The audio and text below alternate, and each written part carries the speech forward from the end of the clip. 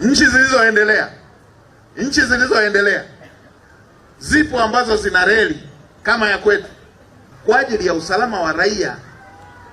Hizi ni nchi zilizoendelea, kwamba pametokea barafu, wanaahirisha reli treni isipite siku hiyo kwa ajili ya usalama wa raia. Ikitokea mvua ya upepo ambayo inaweza ikafanya nyaya zile zikayumba, zikasababisha uwiano wa tofauti kwenye mtiririko wa umeme, wanaahirisha treni isipite siku hiyo. Si jambo la ajabu. Wanaahirisha safari za ndege, si jambo la ajabu, ni jambo la kawaida kabisa, ni hali ya hewa. Wanaahirisha tena, ni jambo la heshima kuwa mbele ya tukio, kwamba tumenusuru watu wasipate shida.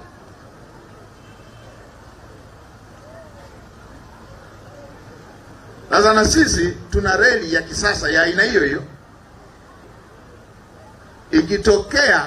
Ikitokea mvua ya upepo inayotikisa nyaya zile, mtiririko wa umeme hautakuwa wa kawaida.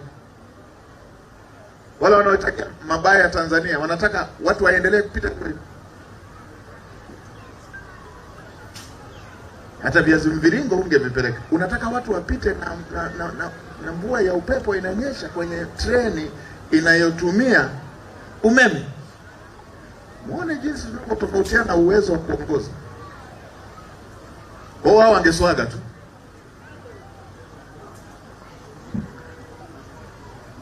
Wao wangeswaga tu.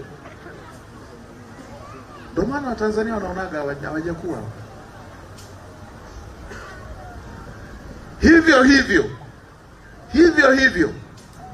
hata mashirika makubwa ya ndege ya nchi zilizoendelea, ikitokea mvua yenye upepo, wanaahirisha. Ili si hata jambo. Na mimi niwaambie TRC, maisha ya Watanzania ni kipaumbele cha kwanza, usalama wao ni kipaumbele cha kwanza. Bora mtu safari yake iahirishwe, asafiri muda ambapo tuna uhakika. Ndio hivyo. Na mimi niwaombe Watanzania, kwenye masuala yanayohusisha usalama, wala tusigombane, tusilaumiane, kwa sababu tutafika tu tukiwa hai. Hiyo safari tutaenda tu tukiwa hai.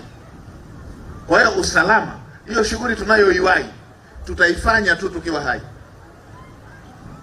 Kwa hiyo hili ni jambo ambalo linatakiwa lizingatiwe na kila Mtanzania. Haya masuala yanayohusu usalama ni jambo la kipaumbele. Na hata tutapita kule, nawaambia serikali imeshaweka fedha na ulikuwa kwenye taratibu za wataalamu wamalize masuala ya kudesign, wamalize masuala ya manunuzi, mabwawa ya jengo. Na wala hatujajipanga baada ya mafuriko haya kutoka. Serikali ishaanza muda mrefu kufanya hayo mambo. Imeshaanza kufanya hayo masuala. Kwa hiyo ndugu zangu, mimi niwaombe